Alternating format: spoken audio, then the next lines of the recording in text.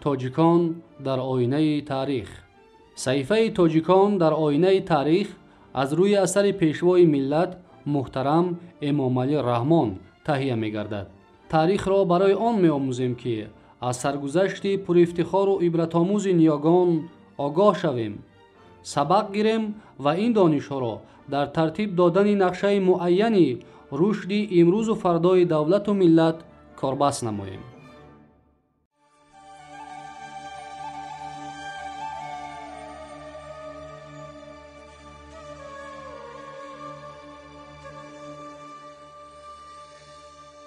ادامه صحیفه تاجیکان در آینه تاریخ.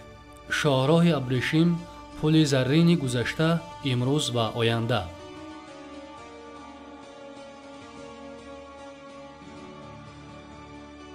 در قسمت توصیف حدود ماوراءالنهر و شهرهای وی ما از حدود العالم معلومات‌های باز هم جالبتری را دسترس می‌نماییم.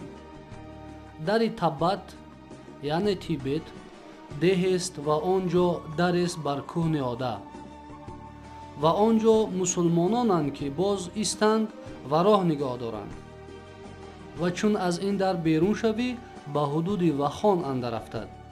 سنگلیج بر دامن کوه است و معدن بجاده بدخشی و لعل اندر این کوه است و از معدن تا به تبت 1.5 روز راه است.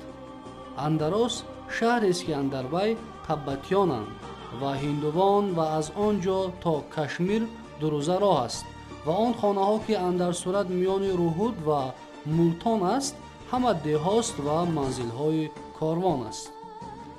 از این پاره مختصر اقتباس ها پی میبریم که بدخشان 1000 سال از این مقدم وطن بازرگانان، مکان استخراج سیم و زر، بجاده و لاجورد بوده، با سرزمین تیبت و هند و کشمیر داد و گرفت و رفت و آمد داشته است. گذشته از این میتوان افزود که به سرزمین بدخشان و خان و شغنان و دیگر شهرهای دورتر قلمرو خراسان و ماوراءالنهر توسط تیبت بازرگانان هند و چین مال و متاع افزون می آوردند. طبق معلومات حدود العالم از چین متاعهای ابریشمین حریر، پرند، دیبا، گزوارهای پختگین گوناگون و اشیاهای نفیس از جمله دسته های کارد وارد می شده است.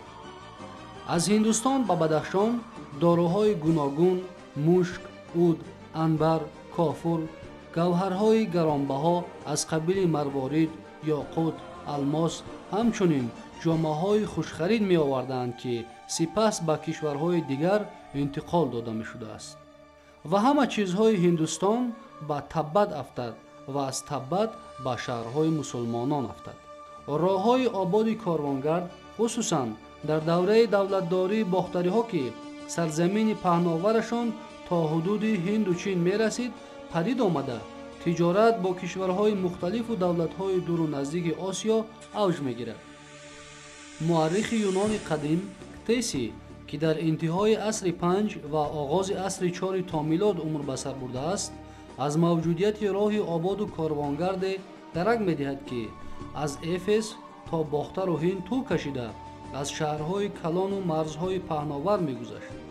این راه طولانی کاروانگرد شبکه‌های سرشمار داشته، شاهراه مرکزیش دارای ستون‌هایی بود که در آن فاصله فرسنگ‌ها سمت شهرها جای کاروانسرای‌ها اشاره گردیده بود. با این راه سوداگران باختری و هندی قلمرو دولت هخامنشیان را پیموده تا آسیای خرد و یونان قدیم مال و متاع و دیگر اشیاهای نادر می بردند.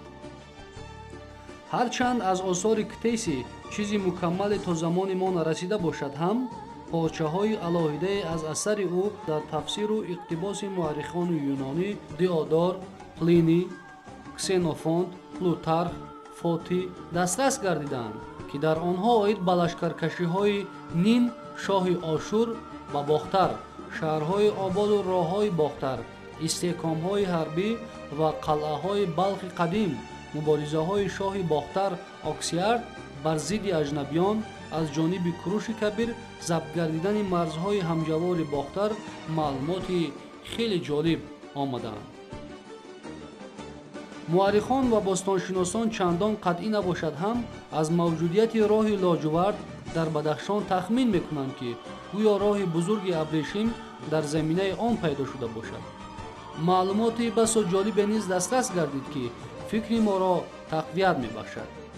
аҳамияти роҳҳои хушкигард вобаста ба дараҷаи инкишофи мубодила ва муносибатҳои мунтазами маданӣ меафзуд. масалан, дар шарқи наздик ва ҳудуди Осиёи Миёна нишонаҳои роҳи лоҷувард дида мешавад, ки тавассути он санги булуру лоҷварди Бадахшонро аз ҳазораи 4 то милод сар карда ба бисёр кишварҳои Осиёи ғарбӣ мебурданд. мувофиқи маълумоти ҷуғрофидонҳои асри Нуҳ, Даҳ, Истахри ва Ибни Русто, дар Вахон, Хуталон ва дигар марзҳои сарзамини Мовароунаҳру Хуросон тилло, нуқра ва дигар сангҳои қиматбаҳо истихроҷ мекарданд. дар натиҷаи тадқиқотҳои геологию бостоншиносӣ дар ҳудуди Бадахшони кӯҳӣ мавҷудияти осори истихроҷи қариб 80 ҷойи кону маскани маъдангудозӣ пайдо шудааст, ки ба давраҳои хеле қадим мансуб буда аз мавҷудияти роҳи тиҷоратии сангҳои гаронбаҳо, тилло ва ҷавоҳирот шаҳодат медиҳанд. вагарна шӯҳрати лаълу лоҷвард, булуру ёқут ва ақиқу тиллои Бадахшону Бохтар ба сарзамини Бобулу Ошур, Моду Форс, Юнону Рим ва Чину Ҳинд намерасид. аз китобул Булдони Яъқубӣ, ки дар асри 11 таълиф гардидааст, бармеояд, ки Шуғнону Бадахшон аз кишварҳои тобеи Балх буда дар ҳудуди шарқии он охирин шаҳр ба шумор мерафтааст. яъне маълум мешавад, ки тақдири таърихии мардуми Бадахшон аз давраҳои қадим то имрӯз бо тақдири Бохтару Балх ва Тахористони Баъдина иртиботи доимӣ доштааст.